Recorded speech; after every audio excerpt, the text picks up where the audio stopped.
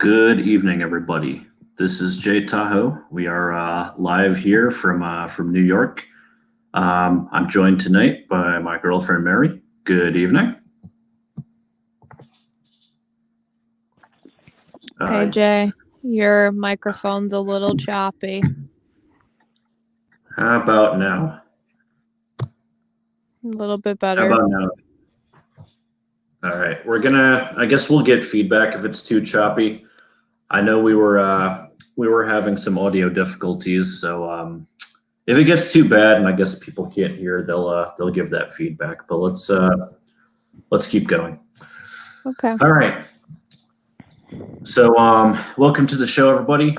Strap in, buckle up. This is going to be a really interesting show tonight. I think. Get your hate comments ready. But I do want to call out before we get started that this is a lot of people are thinking, oh, this is just going to be a roast of a bunch of incels. That's not what this is. What this is going to be, I think the purpose of this stream is really important because what we want to do is differentiate between people who accept that looks do matter in life. They affect your professional life. They affect your dating life. And that's one thing versus using that to justify hating women, hating other groups of people, because you're mad and bitter about it. It's two very different things. And I think part of it is, people think blackpill and immediately it's a bunch of really hateful people. So I do want to call out that we're not roasting, the people who just compile data. We've got people like First, we've got people like Medican, Jet, you guys are really based people in the community. You guys are always open for debate and don't use the ridiculous cope argument all the time. So what we're doing here is we're drawing that line, right? Because there are people who find this stuff and, it's like, whoa, you think everybody in the community is like that. So what we're looking at tonight are common contradictions and hypocrisies, arguments that I've run into, arguments that Mary, you've seen while we're watching blackpill content that either contradicts itself or is blatantly hypocritical. So that's what we're going to be talking tonight. We're going to go through the material, and then we're going to go ahead and we'll have callers. So that's pretty much the structure of the show tonight. Several people in Discord who've made several postulations. I may ask you to come on the show to defend your position because we'd really love to hear from you. And I want to set some ground rules too. That if you come in, cursing and trolling, I'm gonna kick you. If you're making a logical point, I will hear you out, whether I disagree with it or not, because we give everybody, a chance to say their piece on this show, whether we agree or not, because I think that's important. But let's keep it respectful, right? But I'm gonna ask you, for example, there are people in the Discord who said I think that men should be allowed to hit women, within their marriage. I'm genuinely curious. I'm gonna ask you to come on the show and defend your position. But all right, so why don't we start with we've got a whole list of topics here. Why don't we start with beta buxing? So a contradiction that I came across recently as I was having an argument with a black pillar, and you can show them a picture of an average or even ugly guy who's married or has a girlfriend, and he goes, "Oh, well, that guy is just a beta bucks." Mind you, this is the same person who was claiming, "Oh, I hate women. They should be second class citizens. They're just for cleaning the kitchen and having babies and all that stuff." Okay, you feel that way, but then you're saying, "Oh, that guy's just a beta bucks." But if he were a beta bucks, he's gonna pass on his genes. You already feel that women are just an item that you can buy, right? So it hasn't the beta bucks accomplished his mission? I find that as a blatant contradiction. What do you think, Mary? So a woman is using the man for his money, right? That's the concept of beta bucks, yeah. Yeah, and supposedly the man is using the woman, to clean his house and to have his children?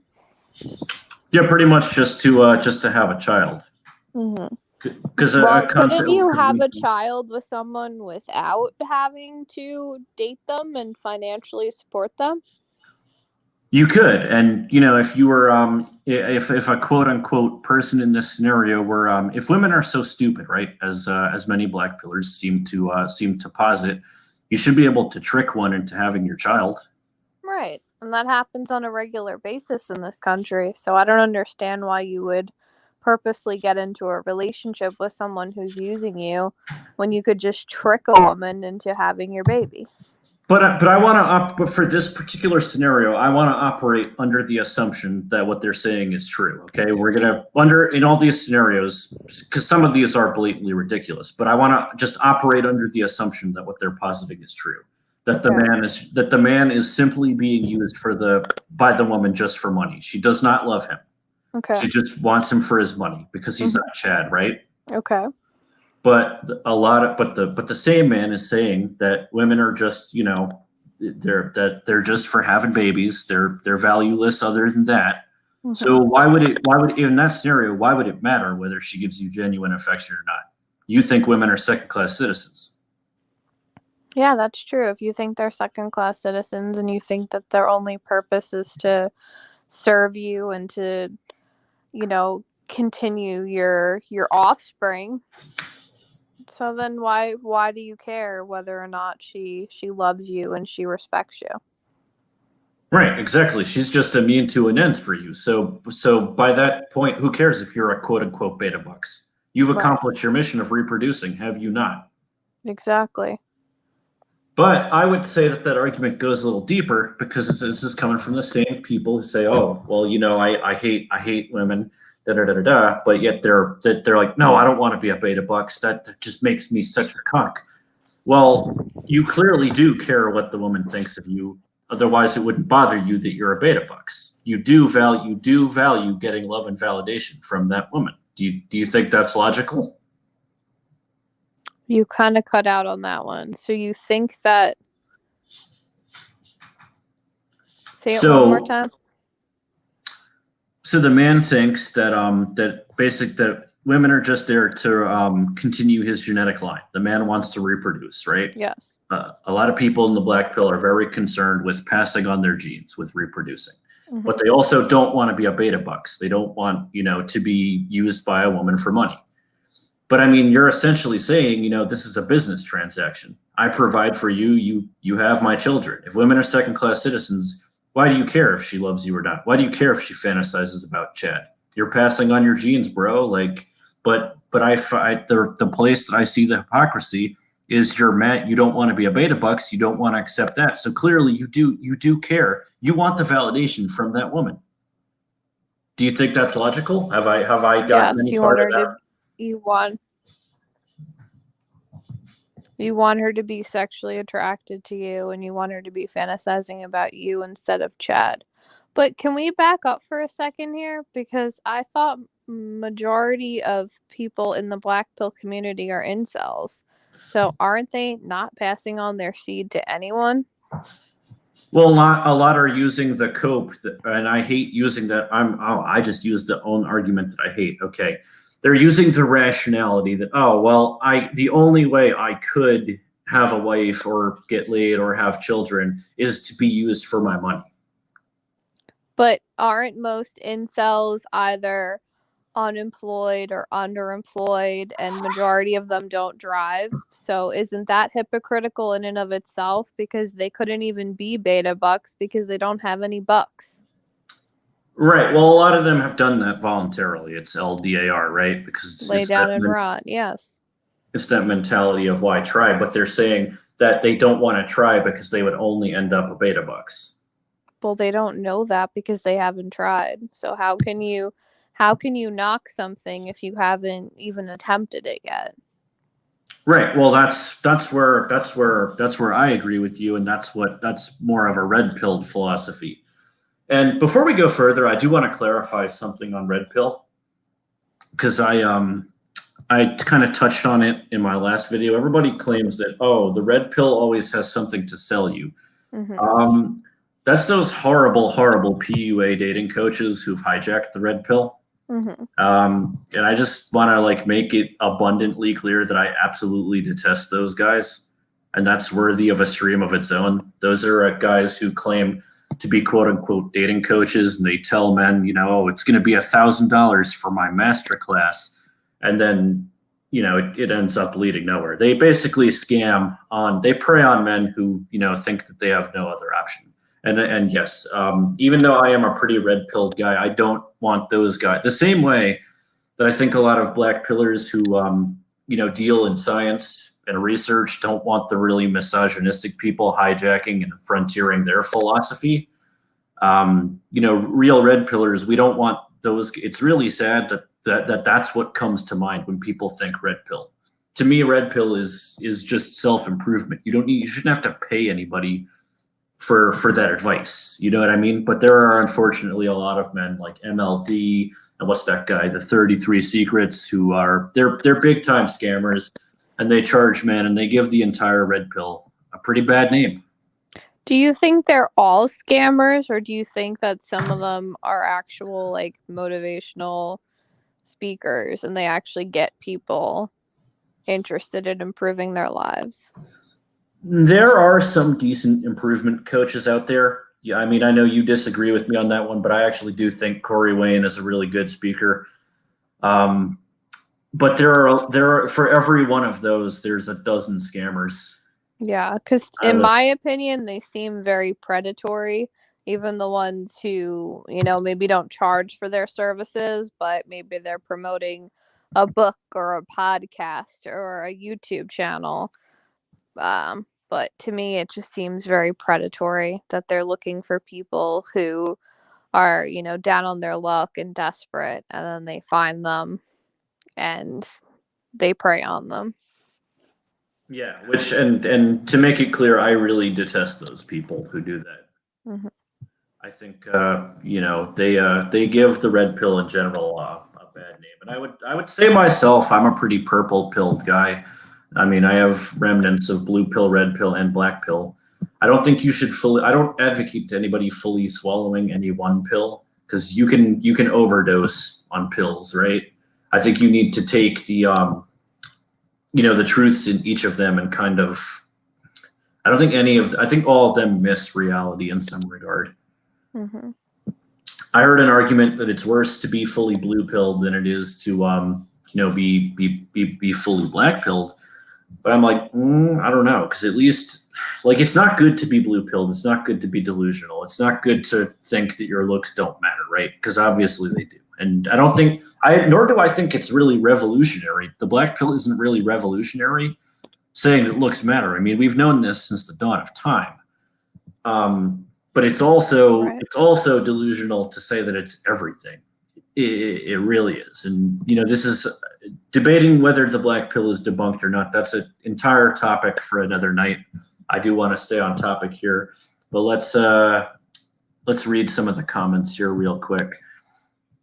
It will be interesting to see what this guy thinks is hypocritical about black pill. It's pretty much easier to imagine certain people, Randall Slaughter says. Being hypocrites within rather than the philosophy itself, but we shall soon see. So yeah, Randall, this is kind of what we're doing here, is differentiating between the two.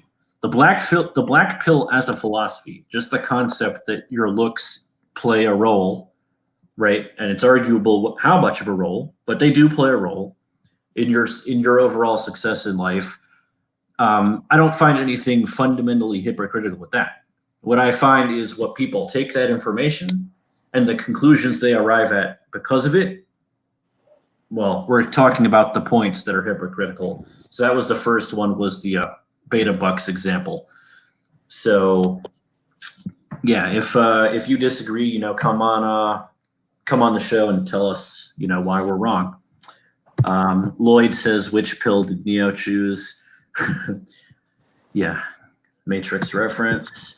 And Recessed Bone says, I think the black pill is about how much more important looks are for men than for women. Well, we're actually going to get to that, Maramy. We are going to get to that later in the show, so hold that thought. All right. So, Mary, did you want to tell us about something that really bothered you that like on a Face and LMS stream that we watched recently? Yeah, so I mean, it's not too recent. It was about 3 months ago, but I was watching a stream from Face and LMS, and he showed a picture of a teenage girl with congenital nevi. And if you're not familiar with congenital nevi, essentially what it is, it's markings all over a person's body. So it looks like moles, but the moles are pretty much all like attached to each other, and they need to be surgically removed. Like a plastic surgeon needs to go in and remove the moles. Um, and he put up this picture of this girl, and he showed that she was in a relationship. And basically his point was that regardless of this, medical condition, that she was still able to get a boyfriend and that men still found her desirable.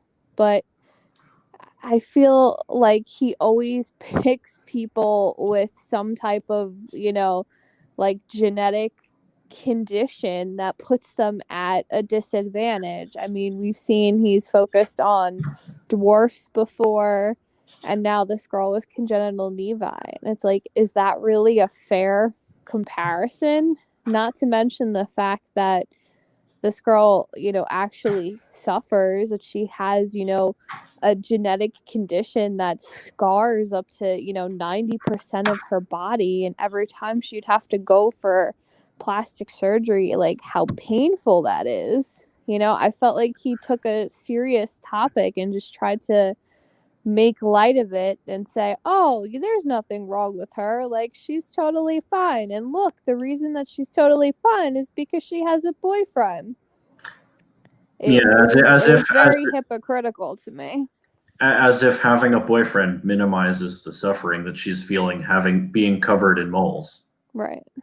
She may still be desirable to men. Okay, we're not saying that, like, women with disabilities don't get hit on. But what we're saying is, like, that doesn't, you not being able to get laid is not it doesn't take away the suffering. It's not comparable to somebody literally covered in moles that has to get them removed by a plastic surgeon, and I would imagine is in physical pain every day.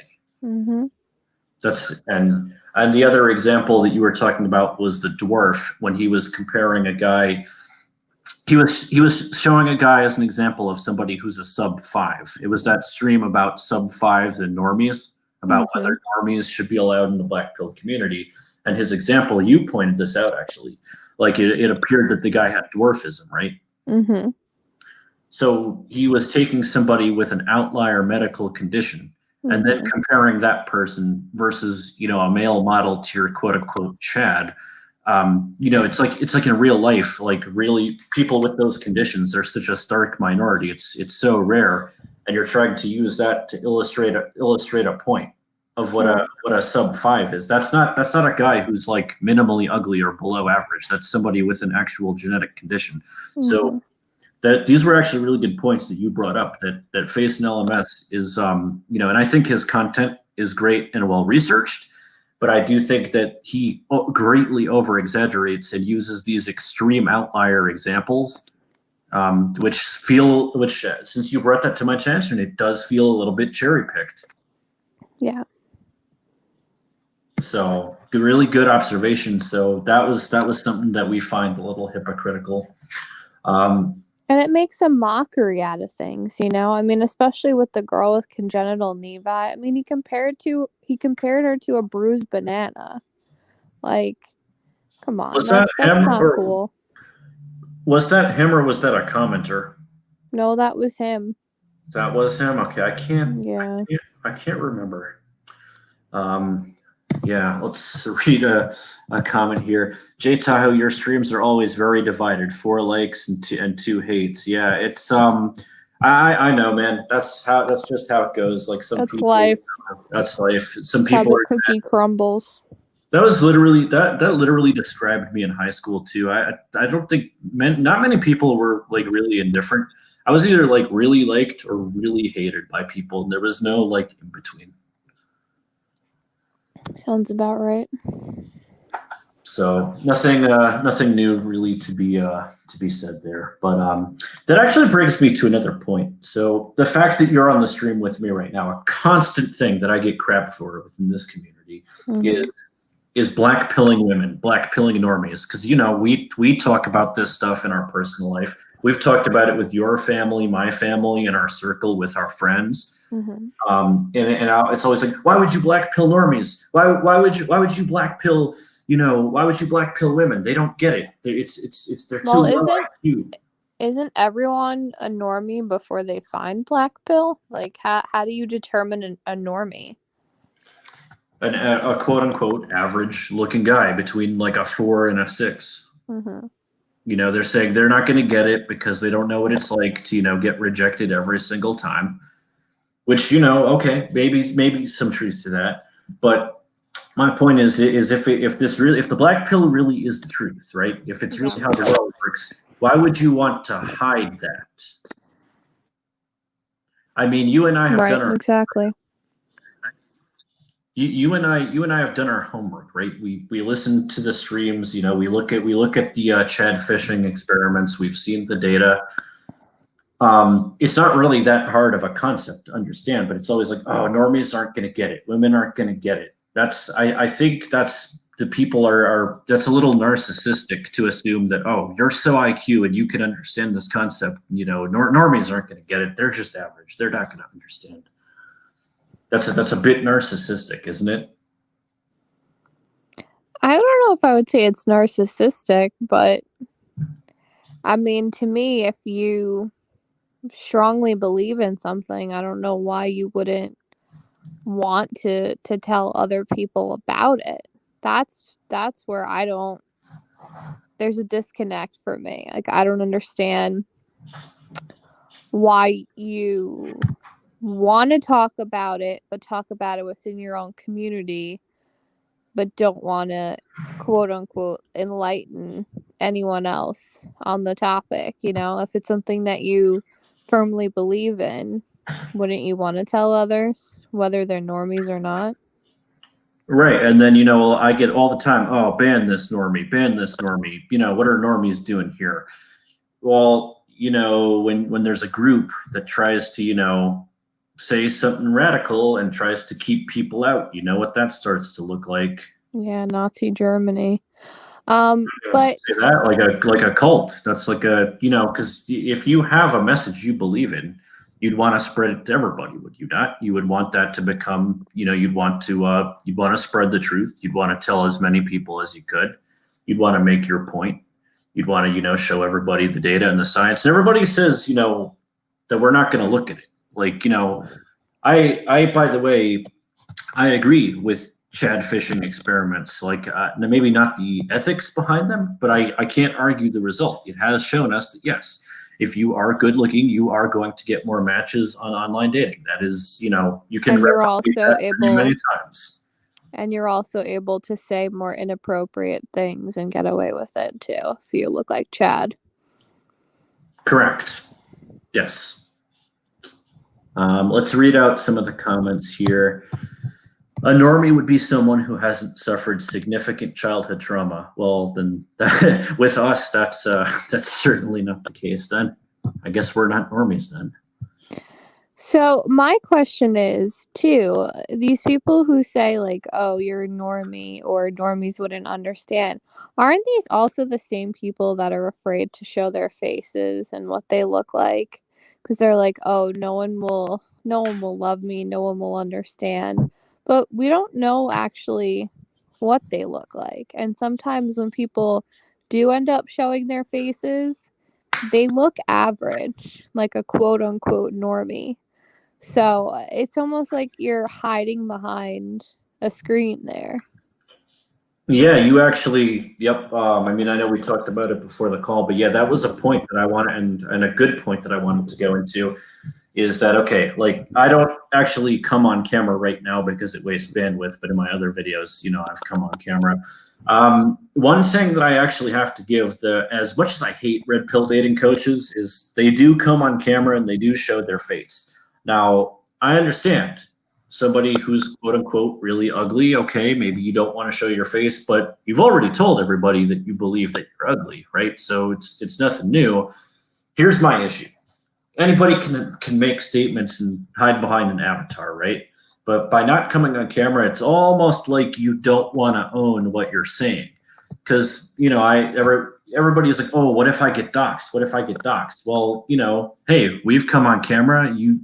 I could probably get doxxed, but I don't think we say anything on the show that you or I wouldn't defend in real life. So hiding behind an avatar, that kind of makes me doubt your conviction in it, because they run the risk of getting doxxed and losing their jobs. Right. Well, Randall, what I'm saying is if you weren't saying something you would defend in real life, that's kind of hypocritical now. Like, if this were really the truth, come out and say it. You know what I mean? Like, I show my face, okay? I mean, I'm associated with this stuff. I would defend my point of view to my friends, my family, my employer, to anybody. You know what I mean? This is not something, I haven't said anything that that I wouldn't defend. Anyway, let's continue to read some of the comments here, because we're falling a little behind in those. Okay. This is a good one, actually. So Yoshi KI80 says, Mary, I noticed that when we live in a world, it seems it is almost impossible to see the other side for the mass, that is. I'm a little confused on that. Is he saying that it seems that it's impossible for one side of the world to see the other? I think people need to really hone their listening skills and hear other people's perspective out and try to come at it from the idea that you're going to understand the other person, or at least try to understand them, rather than, being narrow-minded and not asking questions and not being curious. I think that's where we run into the issue of, one party not understanding another. Let's bring up this comment, because I have a good rebuttal to this. It's not so. Recessed Bone says it's not socially acceptable to talk about this in real life, to be honest. Okay, let's think about why is it not acceptable to talk about this in real life. All right, so the black pill itself, that your looks matter and affect your success, who would have an issue with that? I don't think anybody would have an issue with you making that statement, saying that it's not fair and better looking men, better looking women, get things handed to them. I don't think anybody would fault you on saying that. It's the other things that come after that. For example, I saw someone on Discord saying, "Oh, well, men should be allowed to, hit women in marriages." Like I said, I'm gonna invite the person onto the show to make their case as to why. I would defend your position.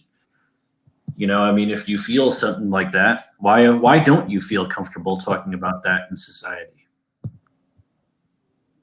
I mean, that would be interesting to hear. Why it's acceptable to hit your wife. It's kind of so you feel oppressed because you want to oppress someone else. That's my takeaway from that statement. That's what it sounds like, yeah. So Yoshi Ki 80 at Mary. This is what I mean is, it seems many people can hardly change their views. Yeah. Yeah, no, I mean, I think he's right. Recessed bones, gynocentric world. Well, I mean, you could. I wouldn't necessarily say.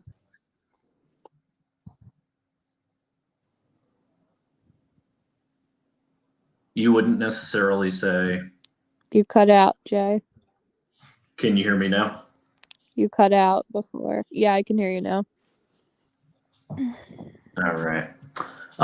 You wouldn't really say. I wouldn't really say that, people necessarily struggle to understand other people's perspectives. I think they just choose not to. Like, I don't think it's that challenging to hear someone else out and to listen to what they have to say. I mean, Jay's trying to do that right now. Like, he's trying to say, if someone has, a different opinion or a different perspective, like, come on the show and talk to us about it. We're open to hearing what you have to say.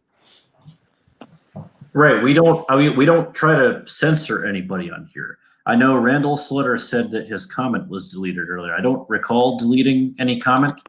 Maybe Yeah, that was a glitch. Make your comment again. I didn't delete any comments. But I mean, we've had people I blatantly disagree with on the show. I genuinely want to know what your point is, and then come up with something to refute. Or maybe you can teach me something. Like I said, I was unaware of this, all up until recently, and I don't disagree with all of it.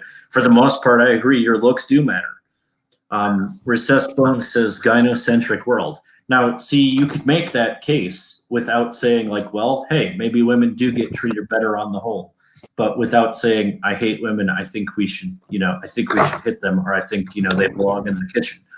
But if you could support that with science, I don't, or with fact, right, and anecdotes to back it up, I don't think anybody would really, take that the wrong way, man. Okay, let me call out this one here. All it takes to lose your job is to say, I am X years old and have never a relationship. Bam, unemployable Mariah. That is nonsense. I'm going to call you out. That is BS. I work with plenty of people who have admitted to being unemployed. I'm in middle management myself. We don't care. We really do not care if you've never had a relationship. It's, can you do the job? I've definitely employed many quote unquote inkwells.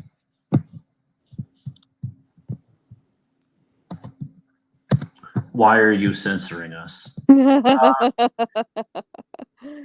I'm Obama. Go and tell your mama. Save the drama for mama. Okay, the teenage experiment. I stated to my parents that women prefer tall men. They literally raged at me. I didn't say they only date them, just that they prefer them. I'm 5'7" myself. Hey, my manlit brother. Yeah, so some boomers are hard to, it's a hard argument to make, and I get that. I mean, my parents have literally been on this show. They're, as you guys have seen, they are pretty blue pilled, and they agree that they're blue pilled. I think you should actually show them a face and LMS video, or should just show them the videos about like tweets about short guys or something. I mean, I ask them what would make them think that that's not the case. I mean, it's clearly true that women do prefer tall men on the whole. It's one of many factors in attraction. Yes.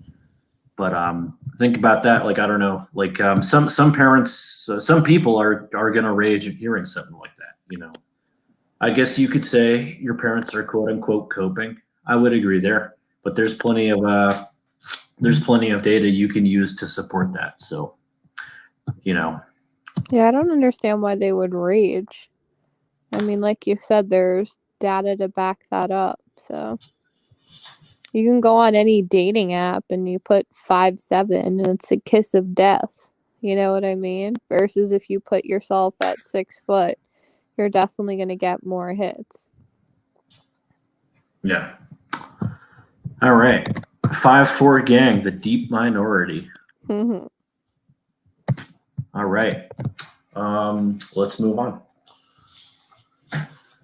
Oh man. All right, let's see here. So that's what we got to. Okay, so a good one that I got one time was the guy was saying, there was an argument that somebody was making to me that, as you know, I'm in middle management, and it's, hey, women only go near you because you're a manager, and they think you have money or whatever. But I see on plenty of blackpill streams, and you can look up Pygmy, right? Pygmy is always talking about this, how career success is always denied to short guys, ugly guys, and I've pretty much been promoted to management in pretty much most companies I've been in. So which is it? I should be barred out of those positions anyway if what you're saying is true. So I think that's pretty big contradiction there. Wait, you mean you're short? Yeah, right. It's not like when we go outside, you tower over me. Right. So. And that hasn't prevented you from getting promotions at work? Well, the last time I went for a promotion, I went into the office and my boss was like, "Well, your resume checks out. You led the region, last month in the numbers and everything. It's just that you're 5'7", so you're actually, unfortunately, you're not qualified. But try again next time." Better luck next time. Okay, I call you out. Your anecdote is meaningless. There are countless articles and news shorts calling insults. Jay, you're really choppy right now. How about now? I was just touching the mic. Am I good now? It's bad. Hold on, let me reconnect.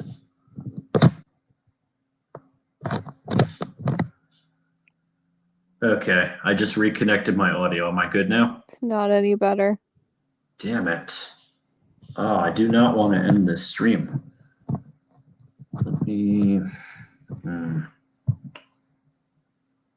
What about now? You're good now. Okay, I think I touched the mic and I did something there. I'm such a boomer. All right. Anyway, back on track. I call you out. Your anecdote is meaningless. There are countless articles and news shorts calling incels a domestic terror threat. Yes, there are. Okay, but the point is, if you really believe in this ideology, you can first off, you can be blackpilled and not be an incel or identify as an incel, right?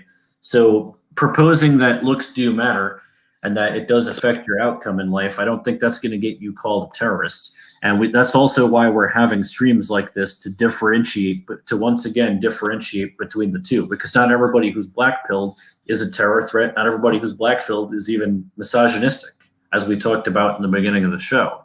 So I have no problem talking about this, in public and saying that, I'm in black-pilled servers and I talk to incels all the time. But you don't identify as one. No, I don't. But I'm saying, like, I occupy that space. Mm-hmm. They will say the typical response of you don't want to be dating those women anyway. Which, yeah, I mean, that is kind of a typical boomer thing to say, which is true to some extent, because there are those really those women who are really heightist, but it's really not like, here's the thing that I'm seeing, right? Like, yeah, those women do exist, and trust me, I've seen plenty of it, but it's really not as stark of a majority as you would think either. Like, I mean, when I was on those apps, I listed my height, and I was still getting, a decent amount of matches. Clearly not as much as somebody who's 6'2", but it also wasn't like the death of me either. Anyway. Lloyd says, "Can you dunk?" Actually, in high school, I could touch the rim. I couldn't dunk, but I could touch the rim, which is not bad considering I was probably like 5'6" back then. Okay. J Tahoe, is there enough facts to admit that there is indeed a social problem in relationships in 20, or is the incel a small group in the world that is most likely normal relationships? Okay. Yeah, let's stop and address this one. So is there a social problem in relationships in 2020? That's Yes. a really good question. Okay. Yeah, I want to hear your thoughts on this. Let's discuss. Yeah, I definitely think there's a social problem in relationships in 2020. I mean, most of our communication in general is done via text message or via Snapchat rather than, speaking to a person face to face, and then when you tack on COVID, it just makes it that much harder because people who are on dating apps and whatnot are afraid to meet up because they don't want to get sick. So I would say that that's, problem number one. That's a glaring problem. The fact that we can't communicate face to face. Everything is done, via either a dating app or, text message or Snapchat. So yeah, that's definitely a problem for sure. Yeah, I would actually say this digital world that we're living in. I mean, some of the problems that black pillars bring up, such as Chad being one swipe away. I mean, sure, that is true. We can't deny that. Now, is that going to apply to everybody? Certainly not. But it certainly makes it certainly does make things easier for the would-be cheater. But that again, that's where it's up to people to be able to trust their partner, and if they can't, to end the relationship. You're cutting out again, Jay. How about now? You're okay now. Oh, man, and I just got this new mic too. This is really pissing me off. It's probably the Wi-Fi, to be honest. Yeah, anyone who has FiOS knows about that. Mm-hmm. But all right, moving on to actually what I considered the ultimate hypocrisy that I saw. I think we'll maybe address one or two more things, and then we can go to callers. So Okay. let me actually get the StreamYard link, and I will put it in the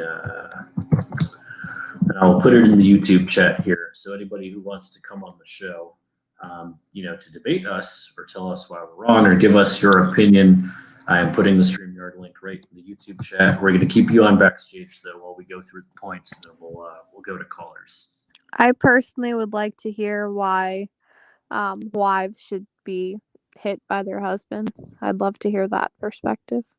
Yeah, I would really like that person to come on and defend their position on that. I'm, as you said, you don't have to show your face. Like Randall Slaughter is saying, so quit acting like there is not a risk in showing your face. Yeah, I mean, if you're gonna make a statement like that, of course there's a risk in showing your face. Let's see. Yoshi says Steve Hoka needs to come on. That would be splendid. Yeah, I mean, I would love to talk to Steve Hoka, but I don't think he watches this show, so Oh, Maramy Jeeks is in the lobby. Okay, Maramy Jeeks, we're gonna go through one more point, and then we would love to hear from you. So let's get through this last one, and then we will bring Maramy Jeeks on the show. Fantastic.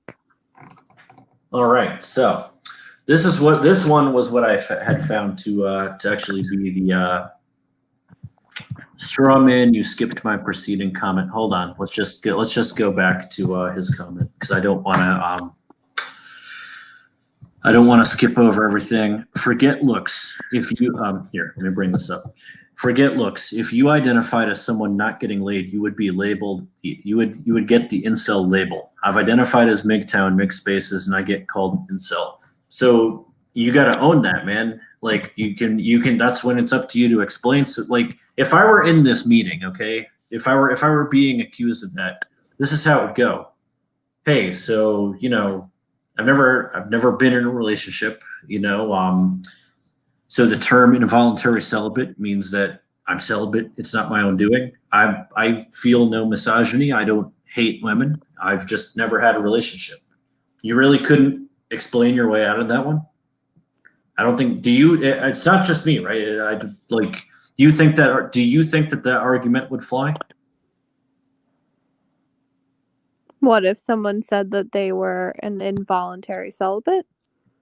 Yeah, well, his argument is that if you tell people you've never had a relationship or you don't get laid, you get labeled an incel, and therefore incel is synonymous with terrorist. So he's saying you'll be fired from your job because your employer will equate you to terrorist because you don't have sex. They will equate you to an incel, and you wouldn't be able to go into your boss and be like, hey, so I've never had a relationship. That doesn't make me a terrorist. I don't hate women. I don't, want to do terrorist acts.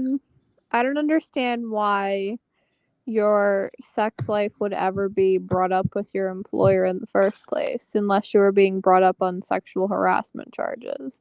I've never once spoken to any of my bosses about my sexual encounters. pretty much every employer handbook says you're not supposed to discuss that stuff anyway. Right. So why would that be an issue in the first place? Why would that be brought up? Yeah, he's saying you sit there and act like the general public is somehow going to be open-minded and understanding when they learn your dirty secret as a sexual failure. Being a nun is smart. Well, at that point, you just go, hey, my sex life is my business, so we're not going to talk about it. Exactly. That's really... Just keep it private. Get company gossip. How would they know that if you haven't volunteered that information? Right. Because think about it. With the internet, you could very readily fake being in a relationship with someone. Here we go. Lloyd says, can't say I've ever been asked about my relationships by my higher ups. There you go. It has, and this person, has had one relationship, and that was a while ago. And I don't think, correct me if I'm wrong, but it hasn't affected your employment status in the least.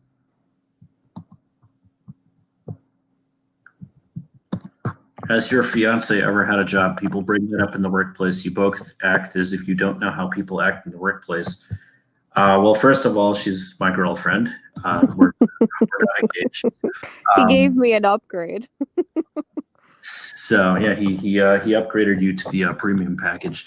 But you act as if you both don't know people in the workplace. Obviously, we do. We've both been working since our teams. I think this is a misconception in the blackpill how it really works in the workplace. This stuff doesn't really get brought up unless you volunteer that information. Exactly.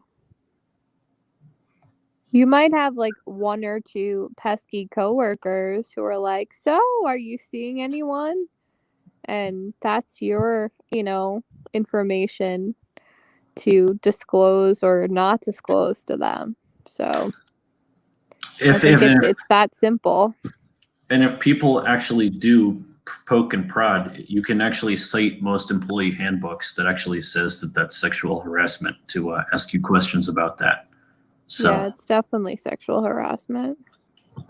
All right, the comments are coming in too fast, so I'm gonna say let's do a few more, and then if you want to defend your position, come on the show. Anyway, but I have been harassed for not talking about my relationships. Then go to HR. That's what it's there for. Like, all right, Jay, how many hours of incel time did your girlfriend grant for you today? I don't know. How many hours do I get, babe? How many hours of incel time? I wasn't really keeping count. You do you, boo-boo. Yeah, start a counter, though.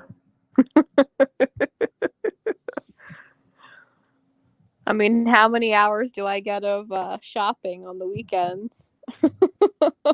And asking you to do chores around the house, so. I do them all because, I'm just a beta buck, so. There you go. My old coworker, let's call him Jake, used to ask me about my love life, but I've always told him to F off. Good.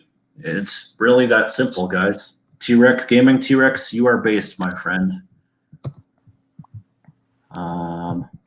Lloyd says he calls BS. All right. Anyway, let's go to the last point because I do want to start bringing on the guests. I see we've got Meremy Jeeks and we've got Ara Martyr Sausage. So Meremy Jeeks will be first, and then we'll go to Ara Martyr. But let's get through this last point.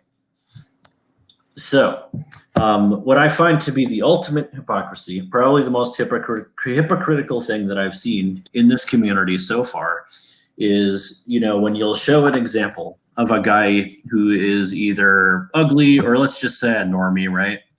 And, you'll show him he's in a relationship. He looks happy. Girlfriend/wife looks happy. Okay, great. First thing that I see a lot of, and it's not everybody, it's, they'll try, the first thing they'll do, oh, that girl's ugly. And a lot of times it'll just be, an average looking woman. But let's just say for argument's sake that it is an ugly person. You'll immediately invalidate it. Oh, that girl's ugly. What have you just done? You just judged the woman's value entirely by her looks, which is the very thing that you're mad at women for doing to you. If that isn't the pot calling the kettle black, I don't know what is. So exactly. What do you think of that? No, it's hypocritical. They don't want to be judged by their height. They don't want to be judged by their recessed chin. They don't want to be judged by their hairline. But yet they can look at a girl and be like, whatever, she's ugly. It's like, how is that fair? That's not fair. I find that one of the most hypocritical things. Not everybody does that. Okay, there are people who are like, okay, cool, like I'm happy for that guy, awesome, or I'm happy, I'm happy for that couple, cool. But Or what about when I they say, I don't want to date that girl because she's fat. I can only get, fat chicks.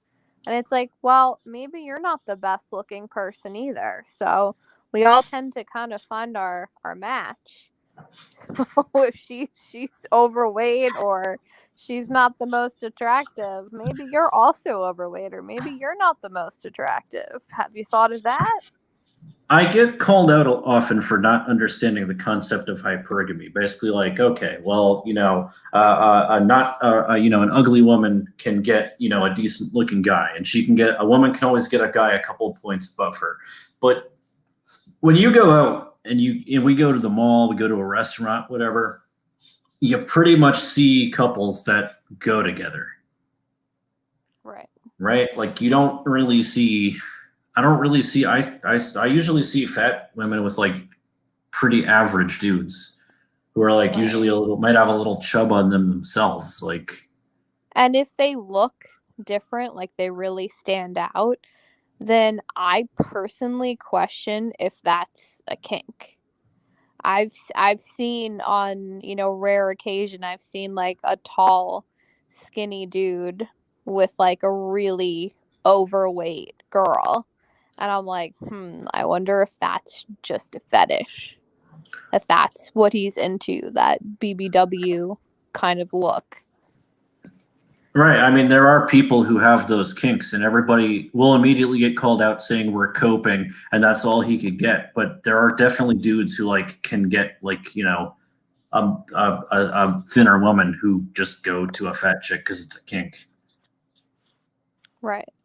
Like Or perfect example. it wouldn't be a genre in pornography if it wasn't a kink, right?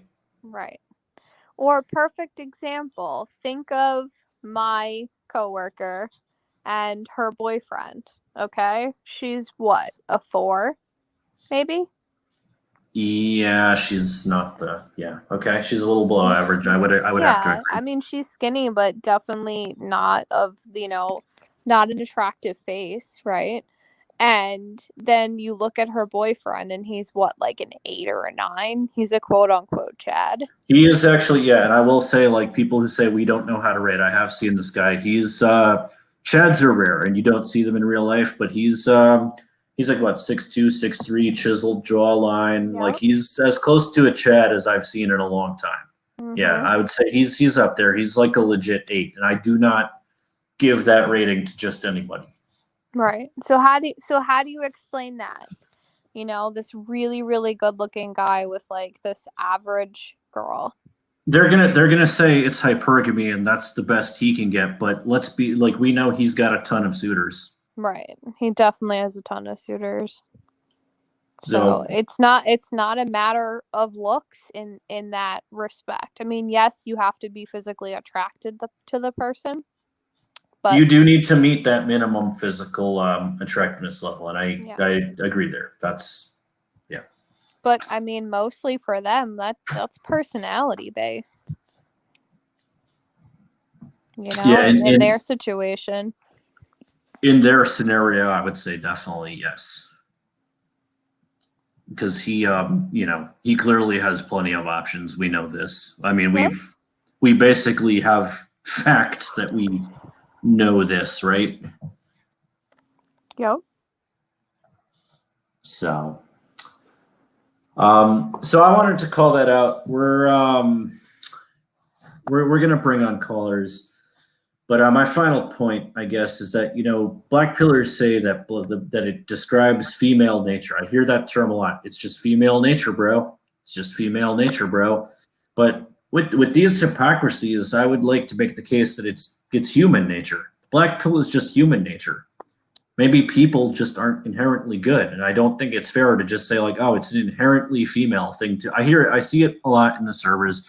Women are evil or women do this. I don't think that men as a whole are no more noble. And I'm not saying women are any more noble either, to be clear. Okay. I actually, Lloyd brought up a couple of comments ago, and I didn't read it out. I'm sure Jay, as management, agrees with this. Management cares about one thing, that you do your job that you're supposed to do.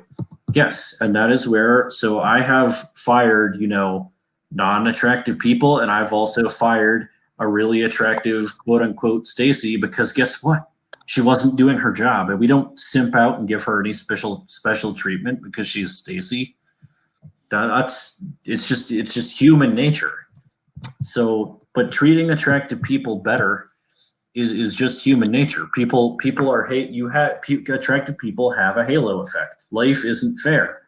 You have people who go into jobs who are failoed by not looking good and then demonstrate through competence that they are to be trusted. You might have to work a little harder for that trust when you're not good looking, and that's a fact of life. That's just how it is, man. Like, and I think a lot of people don't want to accept that, but it's like, just because you have a halo effect doesn't mean it doesn't blow up in your face. We've also seen people who, they use their halo effect. Everyone thinks they're great and, they know what they're doing. And then when it comes time to prove yourself, they royally screw up. And it's like, yeah, don't put Chad, on that job again, because he's just going to screw it up. You know what I mean? Jelly Bean? Yes. So I'm just reading through the comments. Okay, I do want to get to the callers, but yeah, let's go through the comments a little bit here. It's animal nature. We have animal brains. Yes, we do. We all have a reptilian brain. We all have a reptilian brain, and then we have our conscious brain. And I would make the argument that some people are better at listening to their conscious brain than their reptilian brain. And I don't think that that's an inherently male or female trait. That's just some human beings are higher up Maslow's hierarchy of needs. Because the closer you are to the bottom of the pyramid in Maslow's hierarchy of needs, and we're not going to go into what that is. It gets brought up a lot in black-pilled circles. It's something we all learned about in psychology in college. But the closer you are to the bottom of the pyramid, the more you're going to be thinking with your reptilian brain. And the closer you are to the top, the more you're going to be thinking with your conscious brain. But yeah, good call out, Teenage Experiment. Gaming T-Rex. I do agree with Beta Buck's perspective because my only experience with women were actually them using me for purchases. They had been cheating on me with multiple men. That is really shitty, man. And I feel really bad. But I mean, think about it this way. As shitty as that was and as bad of an experiment, do you not know the red flags to look for when a woman is using you for money? Right. Have you not learned from the experience? Right. Now you'll be a little bit more cautious the next go around. Even though it is really lousy. But there are women out there who do that, who just use men for money, Like, I'm not going to deny that and say, like, those people don't exist, There's shitty people out there who do that for sure. And again, back to what we were talking about earlier with, like, the red pill, I think it's very predatory, They can tell that someone, probably doesn't have the most experience or doesn't have a lot of people interested in them. And they prey on those people. They look for that weakness and they try to use them.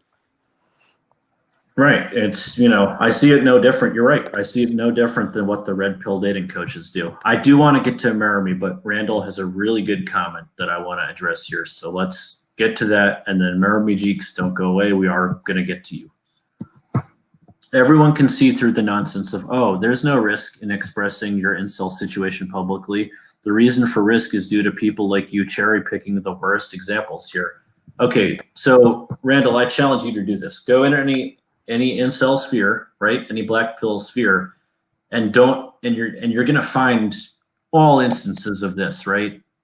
You're not gonna find these arguments not being made. All the hypocrisies we called out tonight, You will see it every time. Now, that's not reflective of the view of every person there, but the problem is because so many people think like this, it's tarnishing the environment of the whole sphere. If everybody, right, if every incel talked about it the way First, the way First did, they wouldn't be viewed You're in this cutting light. out again, Jay.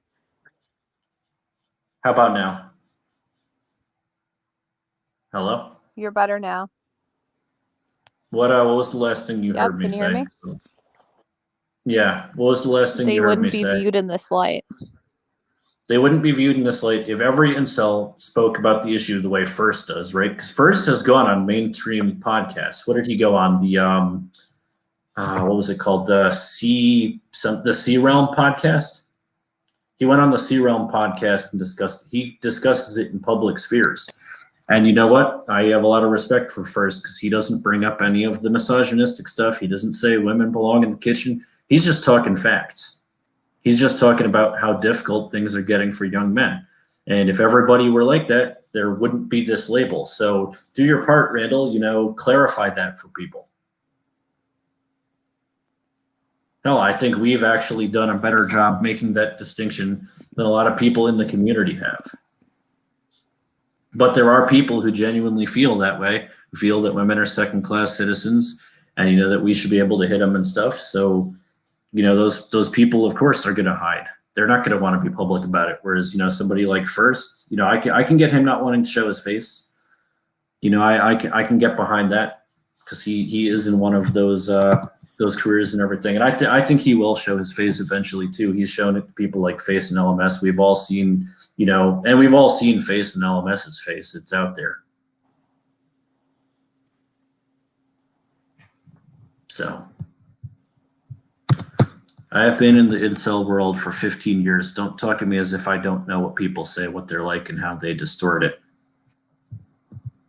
So, I mean, yeah, man, there are going to be people who distort it, but how good are you at making your case? You know what I mean? Like, if you're a decent speaker, you can easily get your way out of this. This is pretty basic stuff. You know what I mean? Like nobody when I told anybody I was talking to incels, nobody bugged out. First it was, why? And then I started explaining, what the black pill is and how it affects everybody. And, the reaction has just been it was either a really blue pill, right? And, oh, well, I don't think that's true. I think there's somebody for everybody. It's never been, oh my God, you're talking to incels. How many people even knew what an incel was, though, when you first mentioned it? Not that many, to be honest. Not that many, to be honest. There are a lot of people like we have the ERs of the world, the Alec Manassians, who've committed terror attacks in the name of the black pill and in the name of incels. But I think what would be important to gain some credibility is if black pillars, publicly said people always talk about, hey, why doesn't Donald Trump, publicly disavow, his ties to white supremacy and everything. I think it would really clear things up if, prominent incel speakers such as First or Face and LMS, came out and blatantly said, hey, we disavow, things like this. We disavow terrorist attacks. We disavow misogyny. But we want to draw attention to the fact that, looks matter in your overall success. I think a statement like that is not really a hard statement to make. Well, I think they support misogyny, but I don't think that they support terrorism. I think that's a far cry. Yeah. Now, I'm curious. So this person says that they've been an incel for the past 15 years. So can I ask how old you are? Yeah, that is a good question. But he says, let's get to brass tacks. You want people to show their faces so you can punish it and others can dox them. You can publish it and others can dox them, malign them. No, that's not at all what we're getting at here. My point. And we're not asking you to show your face either. Yeah, we're not asking you to show your face. What we are saying is that generally people who have conviction behind what they're saying and aren't, and I do think there are also a lot of trolls in this community who just say stuff to incite people. Like there are a lot of times where I literally cannot tell if I'm being trolled or not. There are people who just say things for shock value. But it's a lot more believable if you're willing to show a picture. It's a lot more believable that you are who you actually say you are, and it's not just a bunch of people, making up. You can better support, that saying, pics or it didn't happen. One, you can verify what you're saying is actually true, and that two, people who actually feel conviction for what they are saying. I think when you're coming on camera, you're kind of saying, "Hey, I own this." You're kind of I'm more inclined to believe somebody who would attach their name or their face to something. Like if the black pill always said, right? Hey, this is science. It's science backed by science. Hey, why doesn't Face and LMS try to get published? He has experiments that actually do have statistically valid sample sizes. Why not publish something? He quoted that professor in the first WA video, right? His name was Professor Frank something, and he was doing that video, right, about how since birth, babies gravitate towards attractive faces. That professor was essentially blackpilling. That's a college professor. So I'm pretty sure you can make statements like that and, not have society malign you.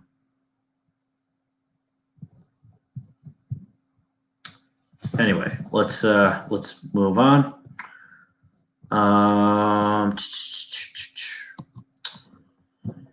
Anyway, Randall, if you care to disagree, come on the show, and you certainly don't have to show your face. Anyway, let's go to Marami Jeeks, because I know he's been in the waiting bay for a while, so let's bring him onto the show. All right, Marami Jeeks, are you with us? Yeah. How's the audio? A little bit of feedback, but we can hear you. Can you hear him? Yeah. So I'll be quick. Well, I think you dropped a couple black pills recently. When I was supposed to get on originally, and then you got off topic. But when you're talking about the really attractive guy dating down, can you hear me? Yeah, we can hear you. The really attractive guy. Okay. Dating down. And you talk about the obese women with like those thin boyfriends. Even if that's not, hypergamy necessarily, and they're genuinely attracted to them, I think that just goes to show you how men actually have kinks and preferences and various fetishes. But women don't seem to have that for men. I think that's very blackpilling right there. Women want the closest to the archetypal they can get. But men, it doesn't seem to be that way. Clearly, as you guys have been, you proved. I don't know. So, what do you think of Marami's statement there that women only want guys above them in looks and height, and No. That's not what I said. What I said was that women don't have these various preferences. Their preference is the closest they can get to archetypal Chad. Yeah, Jay's short, but he does have that, Caucasian skull, the Chad skull, you could say, and he's not bad. He has like the right Chad features, but just not quite as good looking as a Chad, but he's not like some weird fetish. You want to take this one? So what you're saying is that women, for the most part, will go for looks, but men don't necessarily go for looks? Is that kind of what you're implying? Yes, Okay. And that men have a various range of preferences. Women is just kind of skewed toward the archetypal Chad, and that's that. Okay, so women who marry less attractive men, would you say that they're just married to them because those men are beta bucks then? I don't see that in real life. I see a lot of guys married to whales in real life. I don't really see this. Women marrying down, I don't see that. Mm-hmm. Probably did used to happen a lot in the past, but I think that's because women were less entitled and they didn't have smartphones, they didn't have the internet. they were a little insecure about themselves and they weren't, fully aware of their SMV and There are definitely still women who marry and who date down, who go for less attractive men, and that could just be, an insecurity that they have, that they feel like they're not, good enough to date a Chad, even if they are. Or you'll see a scenario where the woman is the breadwinner and she'll date someone who makes a lot less money than she does. We're starting to see that a lot more now too. Yeah, because there are actually more women CEOs and managers than there are men at the current moment. Well, not CEOs, but middle management. Yes. Managers. Okay. Middle, let me clarify for scary that. world out there. Jeremy, you're cutting out kind of bad there. What did you say? Scary. He said it's a scary to world. All right, and gaming T-Rex just popped into the waiting bay. So, gaming T-Rex, we got Artemartyr next. But yeah, no. Finish up. But I'm just saying we got Artemartyr next and gaming T-Rex. But Jeremy, let's finish your point. Yeah. Well,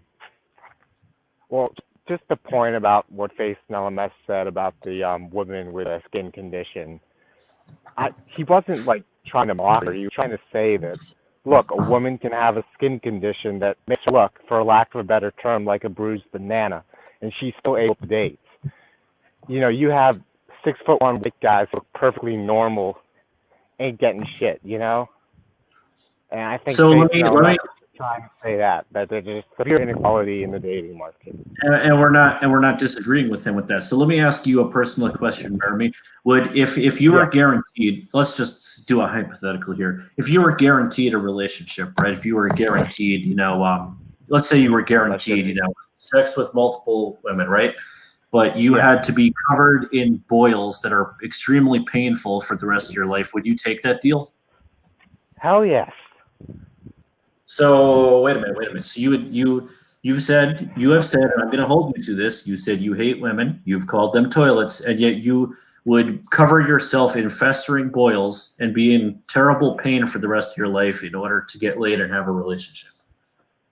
Yes, it's a biological need.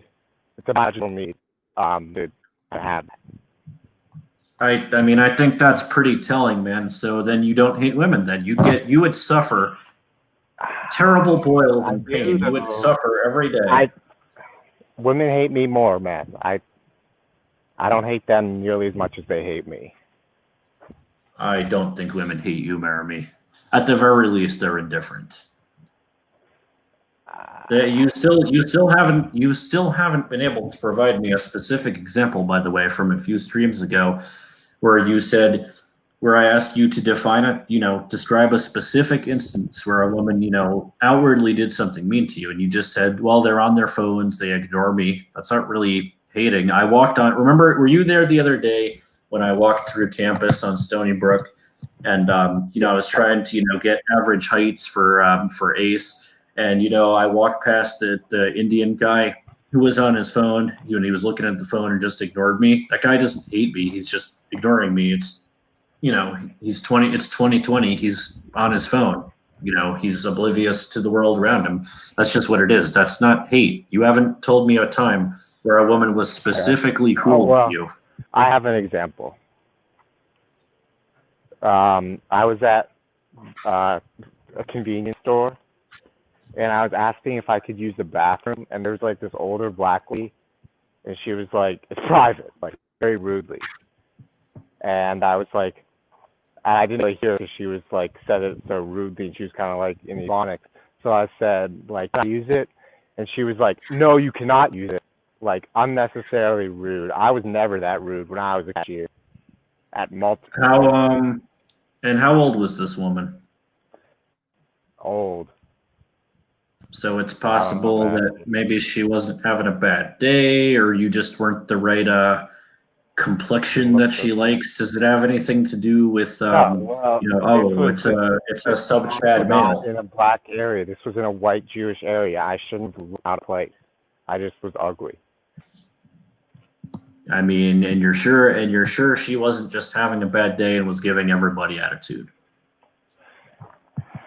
I don't know, man. I can't prove that. All I can say is how I was treated. I don't know how I was treated. All right. I mean, you did give me an example. I will give you that. I mean, that's one example that doesn't seem to be consistent, but I will give you credit for that. You provided me one example. But you never really debunked the hypocrisy in face of LMS's example about the woman with the skin condition. Well, I think most people would not take that. I think most people would not take that deal of being covered in festering boils for the rest of their life to have relationships. Doesn't it show you that men hold women to a much lower standard than vice versa? Doesn't it show you that? Yeah, in terms of dating, yes, but I'm saying the point we're trying to make is it doesn't minimize. We never disagreed with you on that. We agree that men do date down in looks more often. It does happen. We agree there. Men don't have as high of a standard for looks, okay. But what we're saying is it doesn't minimize the suffering of the girl with congenital nevi. Like, her life is not better than everybody else just because she gets a relationship. I, for one, would not take that deal. I would not be covered in painful boils for the rest of my life, to get laid. Not going to happen. I'm much happier being me than I am being her. But I empathize with her suffering. The same way I empathize with somebody who can't get a relationship.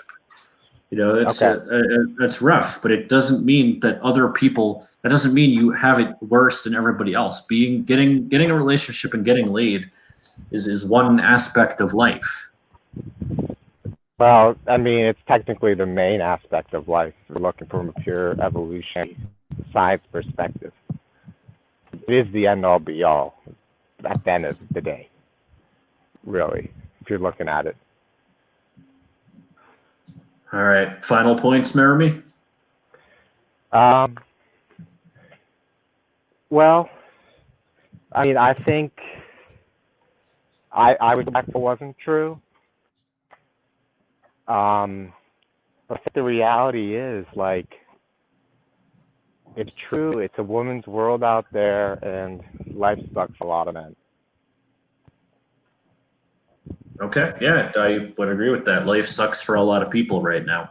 So I think it sucks. Maybe, but I see a good amount of women who've suffered lately too. I mean, I'm not going to go into. All right. Okay. Let's. Well, all right, man. Anyway, good to hear from you. We'll, see you on another stream. All right. Let's talk about these. So, why doesn't your girlfriend show her face? She has. It's been in her avatar on previous streams. As I said, on these streams we don't come on because it saves bandwidth, but she'll be in. She's had it in her avatar, and I'm sure she'll be in future videos. We're not hypocrites here.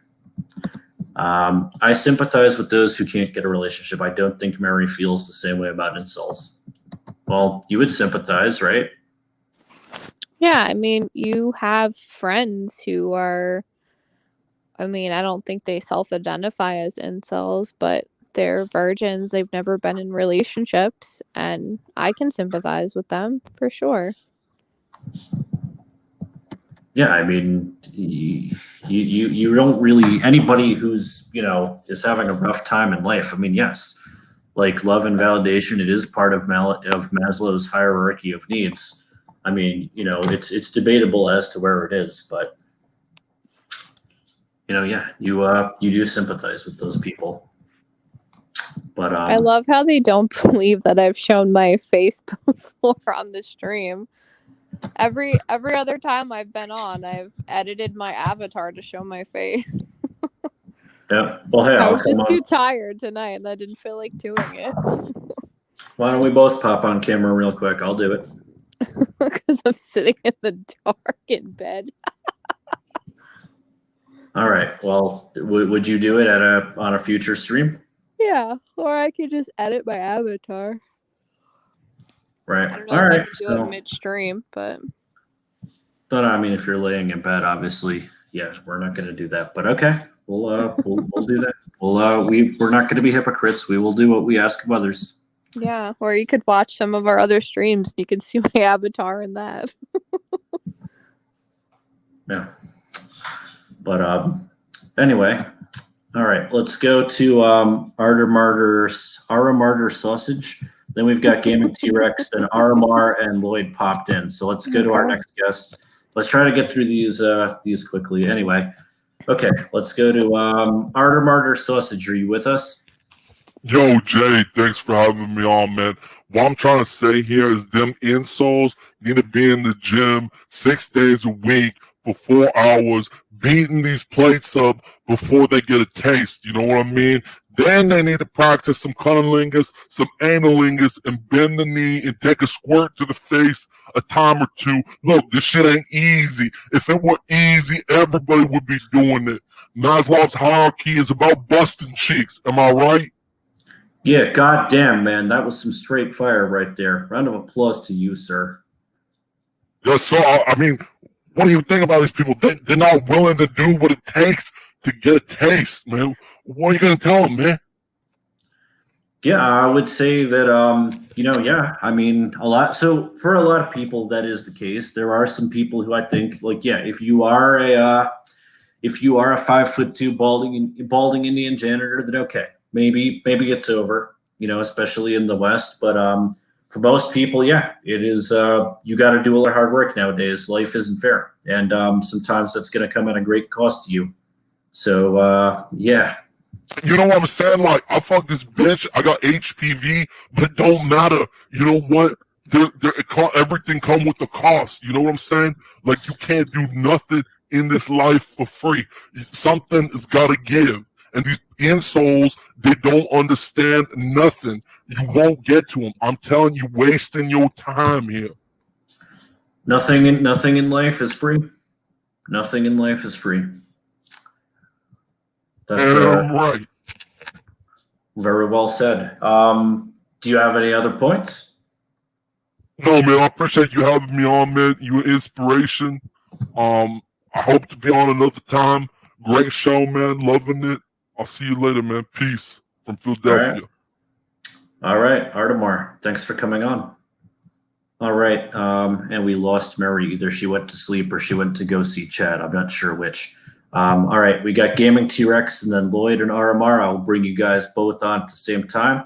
Actually, here, why don't we have, let's have, oh, Mary's back. Oh, hey, there we go. Hey, you changed your avatar. I did. The audio is still choppy on my end, but it says that it's an issue with the iPhone, that I need to do the update to 14.3, and then it'll fix whatever that bug is. Is there a new software update today? What was that?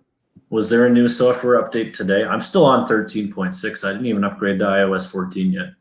I can't hear you. I said I didn't even upgrade to iOS 14 yet. Well, I guess whatever version I'm on is the crummy version, because I never had an issue before. I think you upgraded to 14, but okay. Well, anyway, there's Mary's avatar, so that is what she looks like. That's what I look like. So yeah, there's our faces. So yeah. All right, let's move on to Gaming T-Rex, and then let's hear from RMR and Lloyd to bring it home. So let me bring Gaming T-Rex onto the show. Gaming T-Rex, thanks for joining us tonight. Let me know if you can hear me. Yeah, you actually sound more clear than the other two callers. So so far so good, man. All right, cool. So basically, with what you were talking about, I do kind of see where you're coming from. It's definitely more coming from less of a toxic perspective, because this is actually the first time I've ever heard of you. Because in one of my other Discord servers, there's like a section where they just post a lot of blackpill stuff, or just like streams where they talk about the subject. So I wanted to just come on here and see what it was, and I'm enjoying the conversations so far, which is good. Cool, But cool. Glad you're enjoying the show. I came on here and I heard you were talking about how or at least remember with that other guy that was on here, how he was saying that when people would walk by you and just ignore you, sometimes it's like, not to sound like an asshole, but it is about, sometimes it's just how other people, they don't want to interact with you because it's just getting out of their way, because I've been in that situation where I've, walked up to people and they've straight up just ghosted me right out, where I was just like, hey, what's up, man? How you doing? Like their name and stuff, and they would just completely ignore me, like I've been there, and then I would, I would text them and like, oh, I'm sorry, I'm just focused on other things. So a lot of the time, it's not even about them just hating you. It's about, the mindset they're in, because you don't know what they're thinking. And in terms of like, my perspective on the black pill philosophy is that, I do believe that it's about the looks, and that me as a person is definitely on a lower level than, let's say, a lot of the other men I know, because the men I'm surrounded by are a complete opposite of me, where they have everything that I don't, and it's like, that's kind of why it's not why I like hanging out with them, but I just think that, that it's something that if I can somehow learn from them what they're doing, and if I can be similar, I won't suffer as much. Okay, let's unpack that, because you did go a little quick for me there, man. But okay, let's talk about the first thing, the guy on the phone, right? I mean, I think that comes with 2020. It's shitty, and unfortunately, I've done it to people too, where I've kind of been nose down on my phone and not really paying attention. I mean, actually, I think, Mary, you've gotten pissed because I've done it to you, right? I mean, you've done it to me. Like it's kind of shitty, but that's kind of the world we live in, right?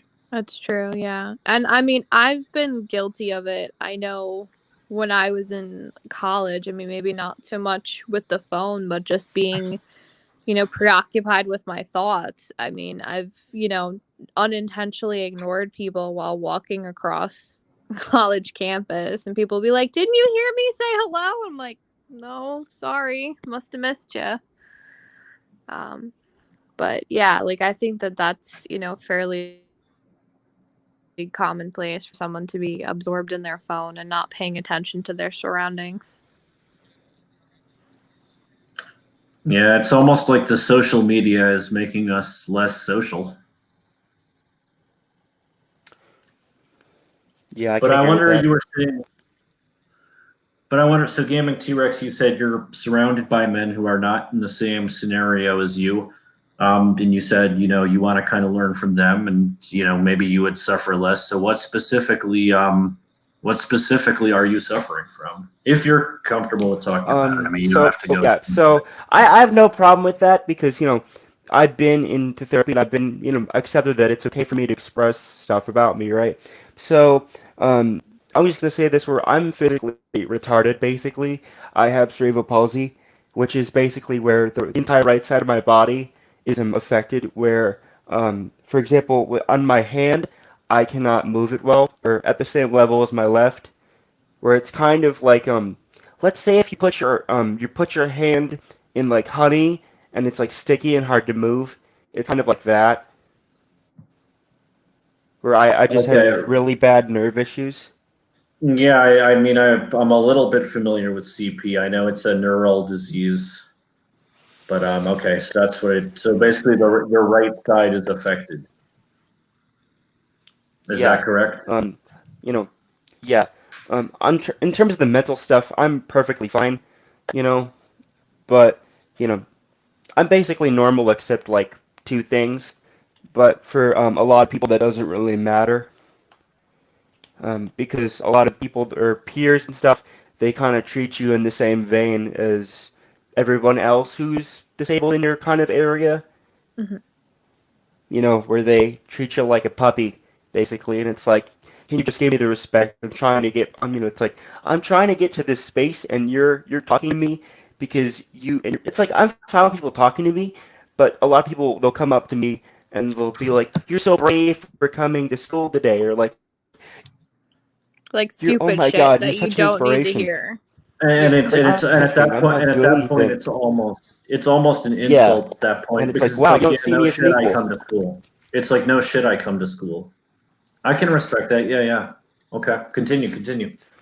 Yeah, and so it's like, see, I'm black-pilled where it's like I don't hate people out of just, this is who, I'm not a hateful person, I don't think. I just think it's like the choices you make are not for me to hate, it's your choices. So I'm just not going to be, I'm not going to put the effort into being mad at you because, we all have our things to say yes and no to, right? So, like, because I've gotten over the point where I get mad at rejections because I'm just like, okay, fine, that's okay with me. But it does, I think rejections only hurt me when I can see they're obviously lying to why they're rejecting me. Because I have a few friends that would take me out to meetings to meet women because they're like, we're going to help you and we're going to get you to succeed because, we do it so easily and we want to make you succeed, right? As good friends would do. And I was talking to this one goth girl for like an hour, and like the gathering was about to end, and I asked for her Snapchat, right? And she had glasses so I could see the reflection of her phone. She told me no straight to my face, and then proceeded to open Snapchat. Or that she didn't have Snapchat, and then What a proceeded to open the bitch. app. So I was like, okay, I'll take that as your answer, and I left. Right. She wasn't interested.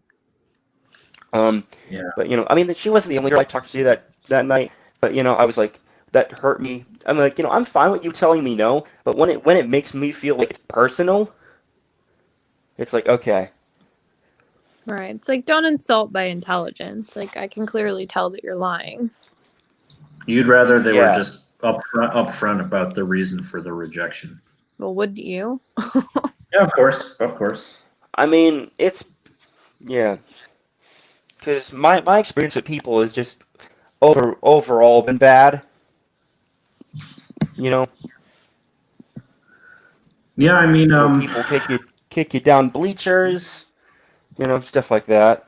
Oh, God. that's terrible. That's some people are just pieces of shit. Yeah, for sure. Especially to do that. So I mean, I would imagine in And that then there was scenario, it's. this one girl. I'll continue. I didn't mean to cut you off. Oh, yeah. So let me just say this one story, and then you can say your thing, and then if you want to wrap up my segment, that's all right. But there was this one girl that I cut out of my life recently, because what she would do is she never really openly rejected my feelings, but she like did enough to keep me interested. You know what I'm saying? Where it's like, she would be like flirty, and then I would hit on her, and then she'd like be angry that I did so, and then after being angry, would immediately go back to being flirty, and it would just confuse the hell out of me. It's like, what are you wanting me to do in this scenario? And then after she openly bashed me on Snapchat, I was like, okay, I'm blocking you and never talking to you again. If you're gonna openly disrespect me, and and and she knew that I was going to see it because it wasn't privated. So It's I was like, fucked, okay, you man. clearly don't respect me enough. Yeah, so you can say your thing because that's the story. No, I mean that's fucked, man. Like that. I agree. Like she was definitely being a total bitch, and that's shitty people. I respect you because despite you have had a bad experience, and I would imagine in your situation, it is very hard not to be black pilled, of course. But you still don't hate people. You know you you come on here and you talk about it. I can respect that. I really can, but I also, I feel for you, and I would imagine it's hard not to be blackpilled in that scenario. Yeah, I'm more And I black think pilled it's in good the that sense. you. No, you can finish. I was gonna say, I think it's good that you stuck up for yourself too, and you were like, "No, I'm not gonna be disrespected like that. Like, screw you." rather than just take it. Because for every person who says, no, screw you, I'm sure there's going to be another person out there who's like, oh, well, maybe she is interested, and maybe, maybe I'm, misreading the signals or something. So, it seems like the more people who stand up to someone like that, the less likely she's going to be to keep doing shit like that. I mean, you do have Gaming T-Rex. You do have friends who treat you well, correct? You have a Yeah. close group of friends. So there's one friend I have that likes to fuck with me. Like, he'll pull pranks and like not be like physically like painful, but he does like jokes in a physical manner. But that's like it. You know what I mean? Yeah, I mean, listen. We have people in our friend group, who had various disabilities growing up, and yeah, were jokes made about it. Sometimes, yes, because we've known these people forever, and we're on that basis, right? We're on that basis. But it's like you need to know somebody well enough to or otherwise you're definitely crossing a line. How do you feel about that? I feel when it comes to jokes about like just me or just like really bad jokes, like I can take jokes like that on a regular basis, but like the jokes have to be like not super bad, because if they really are bad, I'm like, okay, I'll give you 3 more strikes at that. Yeah, it can't cross the line. Yeah, There's a line that you have to draw in the sand. Yeah. yeah. There was 2 times where these 2 people got really out of line. There was this one guy in my math class who literally was like, "Hey, you should jump off this school building and kill yourself." And I was like, "Okay, I'm gonna punch you in the." I punched him in the throat. Good. Long story short, You are exemplary of what people in the need to do, man. Good. Honestly, I applaud you. Jake condones violence. When you but are the when other you are group, it attacked, was yes. Anyway, go yeah, ahead, Gaming. and then the other group just straight up, the other group of men just straight up threatened to, what's it called, the word, I'm just gonna say hang. They straight up was like, we're gonna lynch you. They're like chanting at me like, okay. I'm like, okay, I'm gonna go to class. I'm booking. Like, I basically ran from these guys. Good, man. 'Cause they Fuck just, them. yeah, because they just started like chanting lynch, lynch, lynch over and over, and I was like, I need to get out of here before I die. You see how pussy that is too? That like after you do something like that, it's a group against you. Yeah, I mean, well, I'm not really sure if that was the best choice, but there was like, because at the time I was, a year younger than they were, and because they were all relatively taller, and I'm 5'4", that's not really safe, one guy versus 4. I'm like, okay, I'm gonna go before I get my ass beat. No, I mean I think you did the right thing because listen, we all have to accept there are battles we can't win, and I mean 4 versus 1, especially when they're ganging up on you and you do have a disability.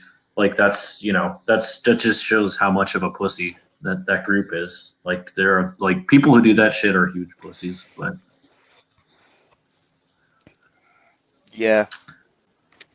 But anyway, all right. I do want to move on. Gaming T-Rex, any final points?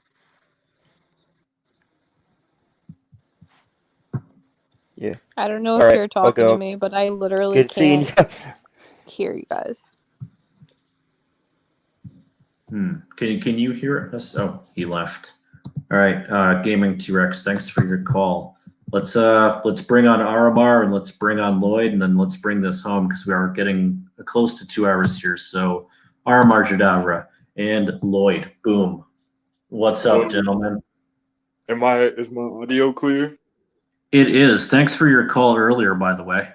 Yeah, the guy totally had me down pat. And he knew I was gonna come in to make like a dramatic entrance too. He got me down. I gotta tell you, that's the best Armand Jadavra impression I've ever had. the best impression anybody's ever done of me ever. That was spot on, man. I gotta give him that. I gotta give him that. I had to applaud. Where's the applause button? I'm gonna have to shout him out next time I win at Mortal Kombat. Yeah, I think you should shout him out in your next video. Right. I don't even know Alright. how you can like come that guy that was just on the T-Rex guy. Wow, that was crazy. It was a crazy story.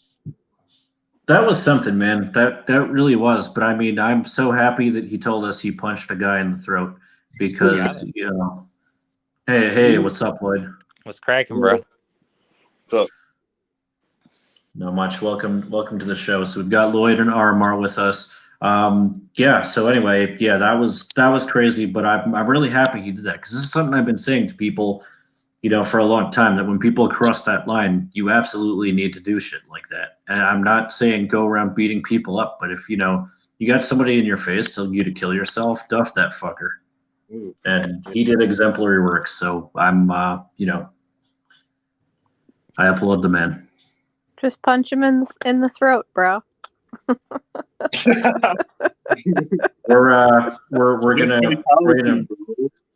gonna get memed for that. Just punch him in the throat, bro. But all right. So Lloyd, Armar, what are you guys' thoughts on the content we went over tonight? I just found all of that, like, besides that last guy, kudos to him. Great stories overall, but I found just most of all that just before he came on, pretty ridiculous. Okay. Can you explain why? Like, what particularly did you find ridiculous? Just like people saying that affects their profession, that's the only evolutionary drive, all that stuff. That's ridiculous.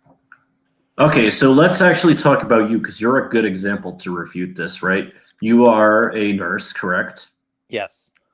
And when was your last relationship? 2 years ago. I mean, I still date, but your last actual relationship, I want to say, was what, like 2013, 2014? No. I graduated high school in 2013. Holy shit, I'm getting my years fucked up, man. I want to say 2017, maybe 2018. I don't know. Okay, so you've been single for a while now. Yeah. Right, and how has that affected you in the professional world? It hasn't. Nobody cares. Literally, no one has ever asked me about my dating life besides my friends. Like in the professional context, that my job is you do your work and that's what you do. Yeah, I mean that's And try not to punch patients in the throat. Sure. I mean, my thing with that is you're a manager. Like you work with a lot of people. Wouldn't you say if you asked anyone that worked under you about that stuff, even if you guys were friendly, right? Like they weren't, it wasn't just like another employee. Like it's still not professional. Right. No, I agree. Like a boundary that would be that would be I would have questions about my higher ups if they asked about that. You can ask how your family is. You can ask, how's everybody doing? If you did have a girlfriend or a fiance and they said, how is so-and-so doing? And they knew it was about that, that's one thing. But that's very different than asking, what your relationship status is. Right. It's very intrusive.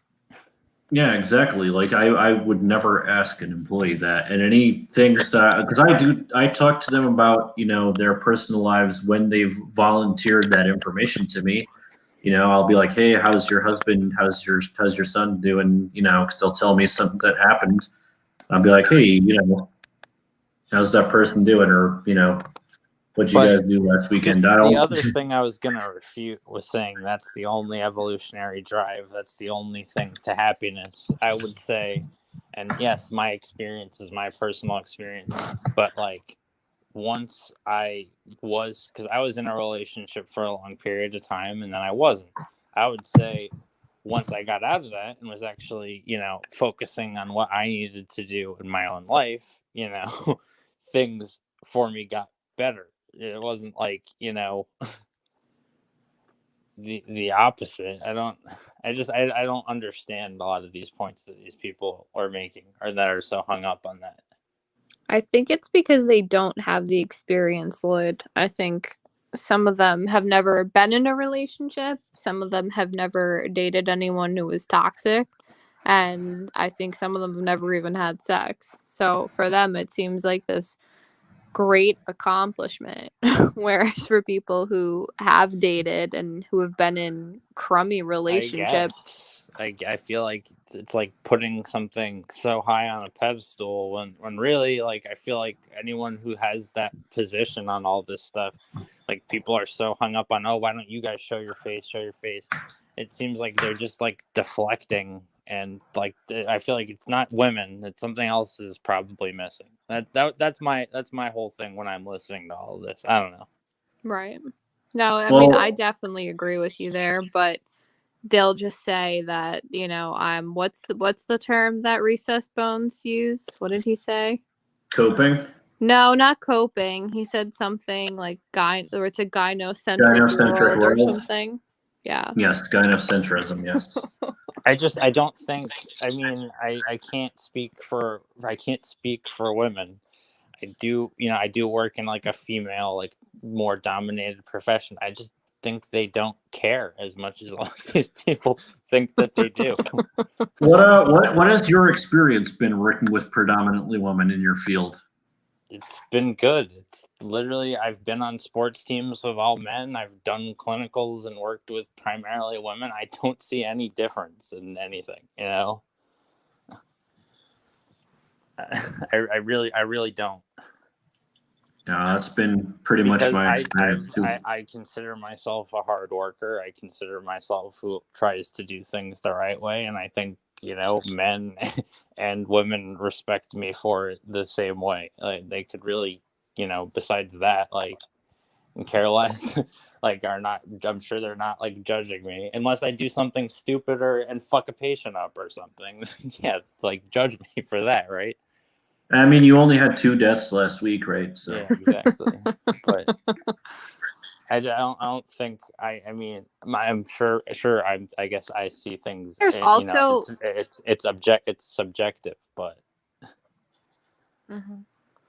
I think there's also less societal expectations put on males. So I think, unless someone like outwardly says like, oh, this is my girlfriend or this is my fiance, people just assume that the guy is single. Whereas like for females, it's like, oh, do you have a boyfriend? Oh, or, are you engaged or do you have a husband? I think it's different, it's definitely not the same scenario. Yeah. I know. I mean, the person that you and I know, right, who is, going into their 30s and not in a relationship, nor has had one, that person doesn't really get ostracized for it. No, he doesn't. I don't really think it affects his profession either. He's been a good profession too. That's sure, like, it's, I feel like it's okay to like want those things, but like when you're so hung up on that and that is defined, do you think that defines your existence? Like, nothing is good like that. It doesn't matter. Let's bring up this comment right here, because Lloyd, you know how you were saying the sex is being put on a pedestal? Mm-hmm. Yeah. Which is a point that I've always made, is that we're putting, a lot of people, and not all in this community, put sex on this pedestal, that your life is just determined by how much sex you have. Whereas, and I'm not trying to minimize, like, listen, I feel bad for somebody. I do feel empathy for a person who has never experienced sex. Yes, it's a very fun thing to have, like, but for most people who've had sex before, it's like, oh, hey, this is a fun thing, like, to have. But, it's not the end all be all. But let's read this comment. Let's get one thing straight. Being anonymous is for security. The people here who just don't understand how scandalous being a sexual failure has always been. Their dismissal is so disingenuous.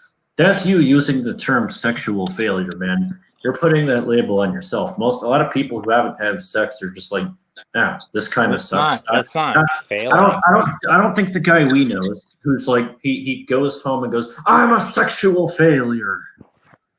I'm going to rope. I don't think that's how he views it. I could be wrong, but there's no such thing as like failing. That's just how you're reading that in your own head. Like that's one aspect of your life. It's not right. Having sex is one thing. Is not a big deal. There are people that wait till marriage for that stuff. So I was having an argument with somebody earlier. They were talking about do you know that Mike Tyson's wife cheated on him with Brad Pitt? Me? Yeah. Do you remember how Mike Tyson's wife cheated on him for Brad Pitt? I don't, but yeah, I don't know that one.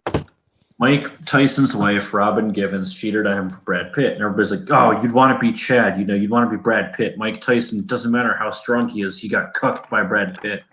I would a million times rather be Mike Tyson.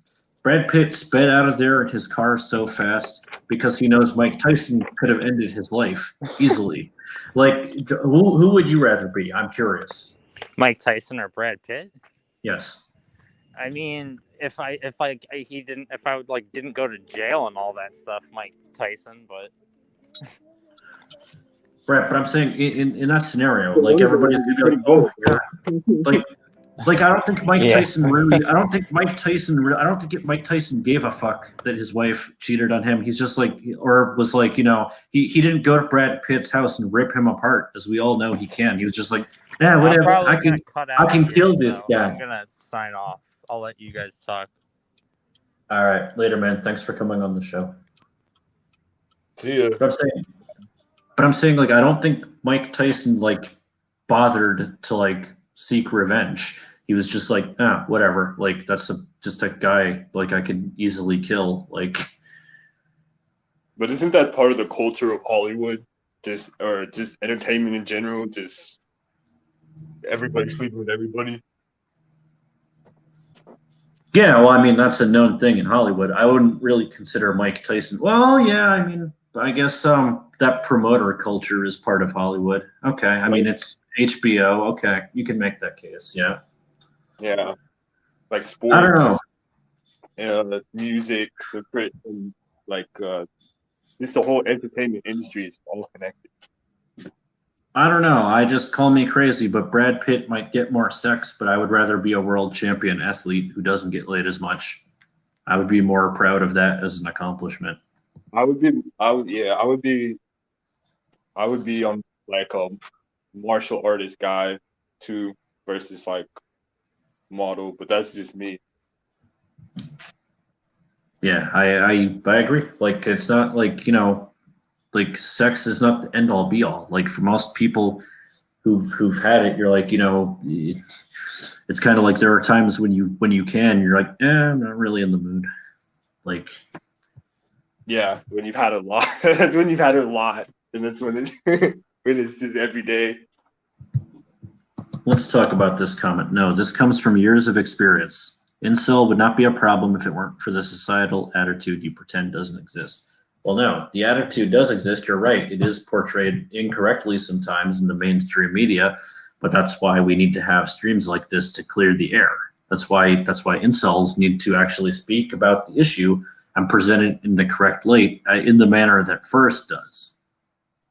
I mean, I think, Aramar, would you agree that like First is one of the most, eloquent incel speakers who doesn't come off as hateful or misogynistic and just talks brass tacks facts? He's also one of the most successful just in his personal life as well. Interesting. He's very mentally stable. He's the first one of the people in this community to be like, you guys need social media and to like, get with the program and stop being like anti-social hermits. Good guy. Right. I mean, he's kind of figured out that, part of, obviously looks are a big part, but his social circle theory that I already know. Everybody, here comes the cope comments. It's cope, looks are all that matters. And I already know after the stream, oh, Jay Tahoe, he's such a cuck. He was sucking first dick the whole stream. I already know. I already know what's going to happen in Discord. I already know, man. But you know, he's right though. Like it's part of adapting. Like I agree. I don't even think social media is good. I think it's making us more antisocial. But I also recognize the fact like you kind of need one in today's society. Like that social credit score really is kind of a thing. Yeah, it really is kind of. It really is kind of. That's how people vouch. Yeah. So well, I'm helping this guy right now make his Discord. I mean his Instagram. And he's so shy. Like he's like scared to put his face on his Instagram. And I'm like, man, which guy? This is. I don't want to like dox him or whatever, but this guy that I'm helping out with his like social media because he wants to get this girl and he wants to like have a social media to like inbox her, and I'm trying to help him, but he's like super scared getting rejected. Right. I think that's a big thing is being able to take a rejection and not have it crush you. Like or just view it as, oh, okay, well that didn't work out. Next time, you know. Yeah. But he's like I wouldn't say he's in love, but he's like really, really stuck on this one girl and he wants everything to be perfect. Yeah. Oh man, I just lost my track of thought. I'm such a boomer. Really like the girl. Come on. All right, I feel like all I've been doing all night is responding to Randall's comment. Randall, why don't you come on the show, man? I'll put the link in the stream there. You should come on the show and talk to us. But all right, let's see. You are reinforcing the stigma against incels because you cherry pick examples of hitting women and whatever incels seem civilized get treated as minstrels and clowns. Yeah, but dude, that's not really cherry picking because as I said, go into any black-pilled space and you're going to see not just one person saying things like that, you're going to see a lot of people saying things like that. Like if I could do an experiment and count how many people are in a server and how many people have said really misogynistic stuff like that, it's going to be a high amount. And that's why that community has that stigma. So I'm saying don't be one of those people. You know, don't let those people hijack the black pill as they have. And then we wouldn't have that stigma in society. Does that make sense? I don't know, Mary Armor, am I talking crazy right now? No. I'm saying clear the air. It's hard to clear. There's been people, you know, throughout history who've been ostracized for one reason or the other, and said, you know, and went around saying what they believed in until their dying breath. So, you know, if you really believe in something, come clear the air. Come tell everybody, you know, how it really is. Okay, well, Randall says if we're on late, he will come on the show. Well, I don't want to go too late because I like to keep the streams to around 2 hours, and we are hitting that mark. So I'm going to put it out there. What's up? We need 2 days. We need 2-day long streams. Yeah, we're not MGTOW Dictionary doing a 2-day long stream. You know, I'm sorry, TwigTow Dictionary, that skinny bitch. God, I hate that guy. I really do hate that guy. Let me tell you. Not as much as I hate red pill dating coaches, but I really hate MGTOW Dictionary. But all right, let's read out this comment here. The teenage experiment: misogyny ruins the black pill. To be honest, yes, thank you. That's the comment. That's been the common denominator I've always been trying to say is that, you know, you should use the black pill to determine, you know, what your looks level is, the impact that it has on your life, but don't use it as a justification to blame women for everything. It's just that's really been the topic of tonight's show. So teenage experiment, you kind of summed up the whole stream with that comment. What's funny is that most people that actually read like the science of background about the like black pill and stuff are like actual normal people. Like most self-identified incels actually don't read any of the science whatsoever, and I know this for a fact.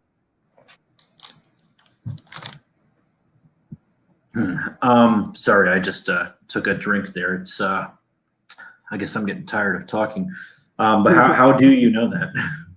Because I talk with the lead. Well, they're basically like the leaders of the community because they have their own like incel wiki, and so like they're like basically the scientists that put out all the information, and like they do all the they actually do demographic polls on the forums and stuff to see like what's the average height of the incel and blah blah blah. Interesting, interesting. How do they compile the data though? Since we know that there are a lot of people who are less than truthful. It's usually there's only one guy that does it. I know him personally, but he's truthful. I can vouch for him. Okay, well that's I'm just saying it's only one guy that does the census. But yeah, and you have a guy that does the photo feeler experiments too, right? Yeah, that's me, and then two other guys as well. Yeah, I mean, you guys, I would actually say you've done when it comes to collecting data, I mean, you've done a real service in this community. You guys have put countless hours into getting that data. Yes, it's funny because it's like it helps us in our personal lives. Like the guys that like that do these experiments, like they're like gym max, like they're totally like not your average. None of us are like the typical guys. That it's really funny. The guys that are the most into the science aspect are nothing like the average guys that just post cope on Discord. Right. Let's just read this comment here because I like Teenage Experiment. This guy always has some pretty good insight. Let's see what he had to say here. Sorry to bring this up again, but the exact reason I don't want to show people the black pill is because it's littered with people who call women toilets and think they're evil. Yeah, I mean that is true, man. I would if you were gonna show somebody this content, I would probably let them know what they're in for and let them know that they're gonna see what they're gonna see beforehand. I mean, I think Mary, I told you, buckle up because you're gonna see a lot of that, right? Before we even started this, before I showed you.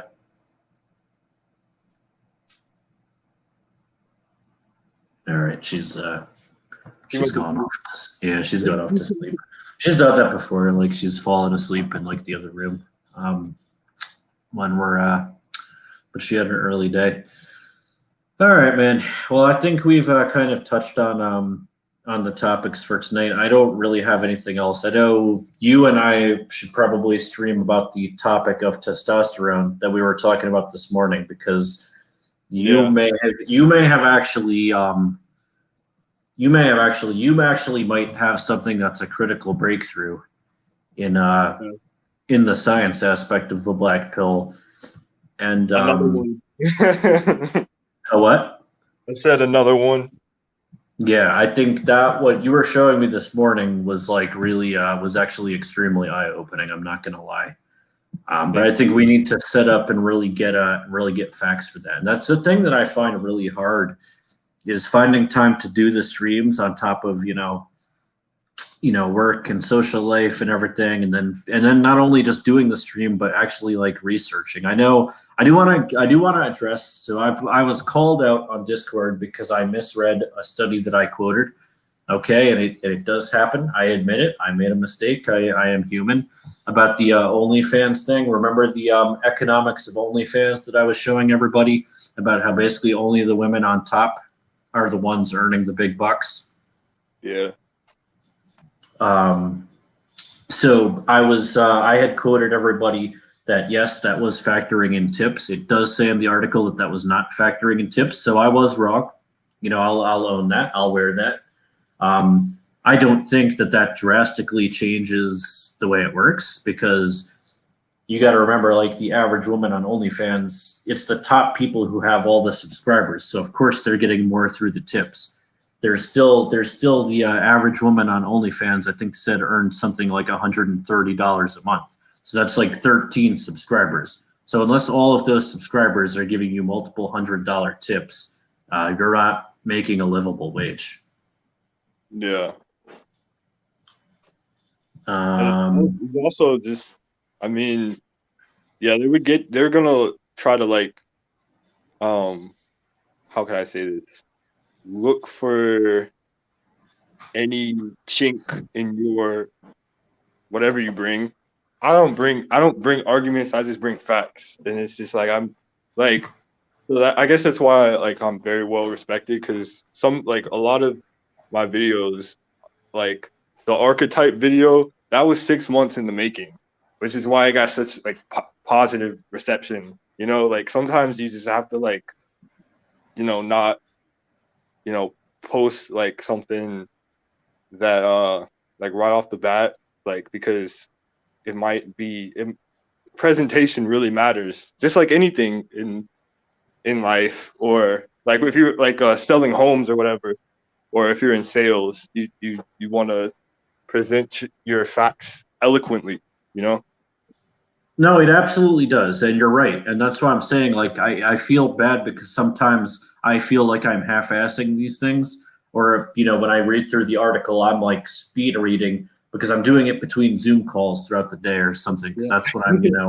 preparing my content. It's hard, or we go 2 weeks without a stream because I just don't have time with everything going on. It's I get it, like, it's and then because I'm actually hoping, right? Honestly, what I'm trying to do here is just improve the discourse. I think, like, I actually hope that black pillars will use this content to actually make better arguments. The same way that, like, I improve my argument. The goal is to kind of sharpen the blade, right?